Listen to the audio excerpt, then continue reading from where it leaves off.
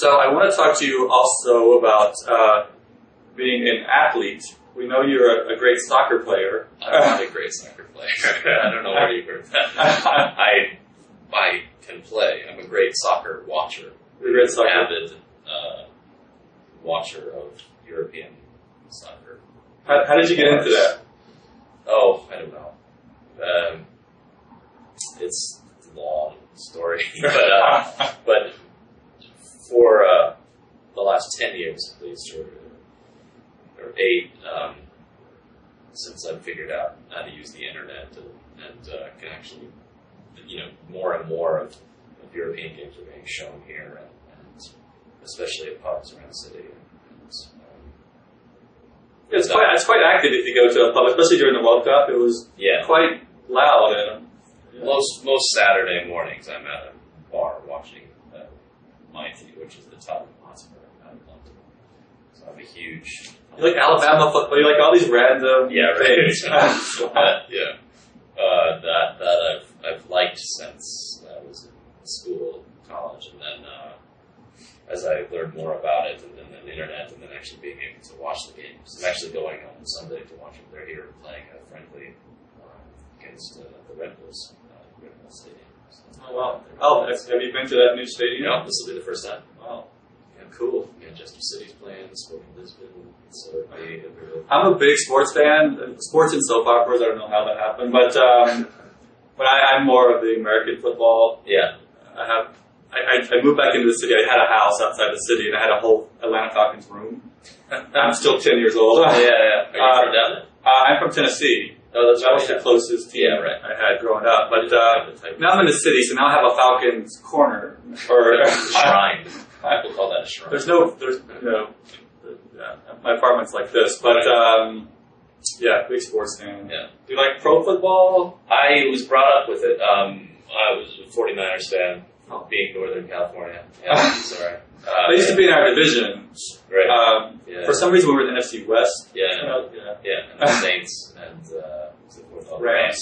Yeah, it was just 4.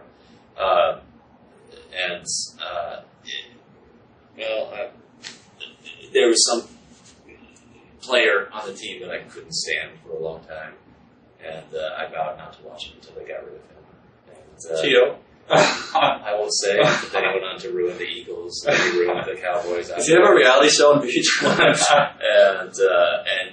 and that coincided with when I was down at grad school, and my love of college football kind of replaced my love of professional football. There's something more pure and more exciting about it. Well, our third string quarterback is John Parker Wilson. Yeah! Former Alabama quarterback. Yeah. So maybe I'll give you a jersey or something.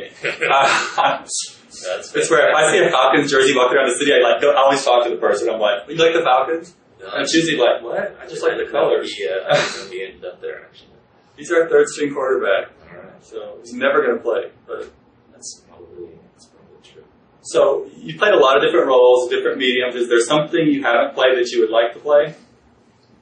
Oh, yeah. I don't know if I can articulate it, but there's tons of stuff out there I haven't played that I want to play. I'm not sure what I could list. But do you want to do more films, or are you kind of? Yeah. Oh, yeah. I definitely do.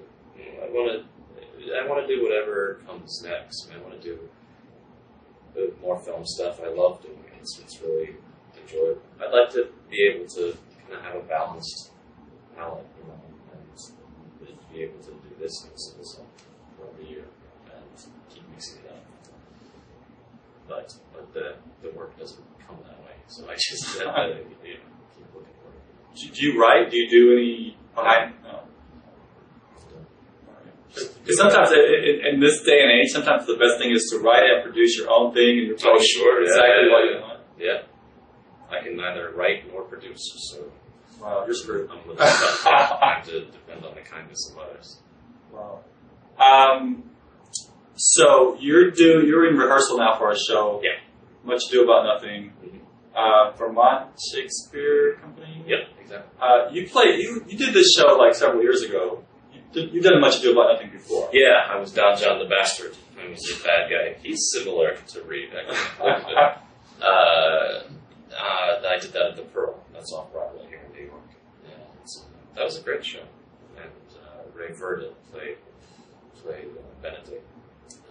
So this time around, I'm playing Benedict. My wife Jenny is playing Beatrice. This company is run by a classmate of mine from Alabama Shakespeare, and he runs the Shakespeare company. He's directing it. Another of our classmates, Sheffield Chastain, is playing Dogberry, and a classmate of ours is stage managing it. So it'll be really fun. It's fun for us all. This is 10 years since we've been out of grad school, so it's fun to be back. And you've acted with your wife before, right? You guys yeah, that happens every once in a while. That comes around, yeah. And that works out okay? Not always, no. It's tense. It can be tense. Right now it's going fantastic. Last time we did it went really, really well. But we've worked together since we were in college, so it doesn't always go well. But we've gotten much better at it, of diffusing any tension. We almost know each other too well, so sometimes it gets a little tense, I think. I'm not sure how to describe it. But you seem kind of soft-spoken. Maybe this is just my very first impression. Did you get any relief by going to the World Trade set and being really snarky and mean all day? As an outlet? Yeah. No.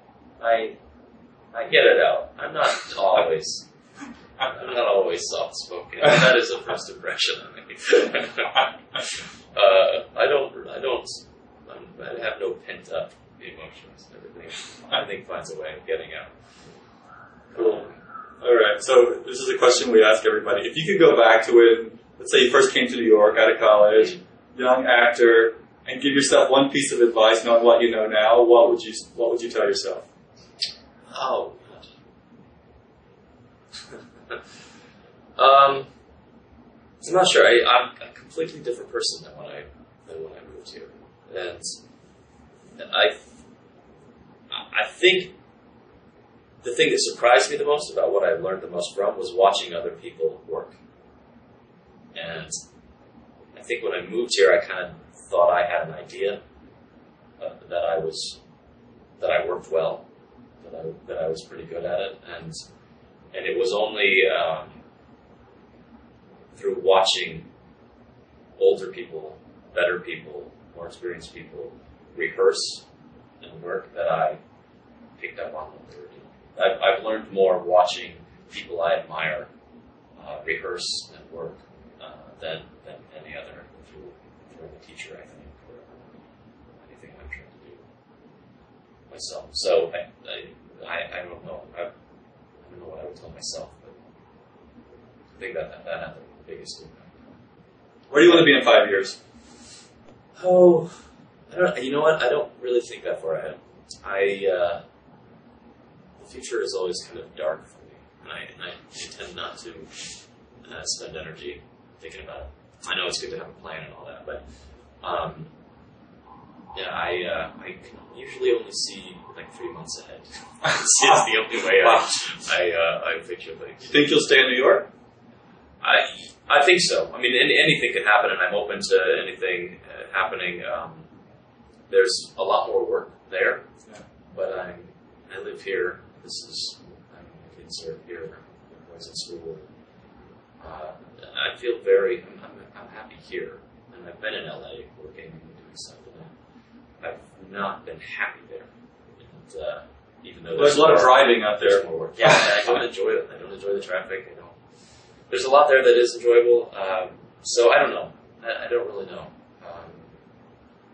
In 5 years. All right. I'll ask you in 4 years and 9 months. Yeah, we'll get together and then see. And then I'll be able to say, in 3 months I will be doing this. All right. Well, thank you so much for your time. Yeah, it's a pleasure. Really appreciate it. Yeah. Good luck. I enjoyed it. Thank you so much.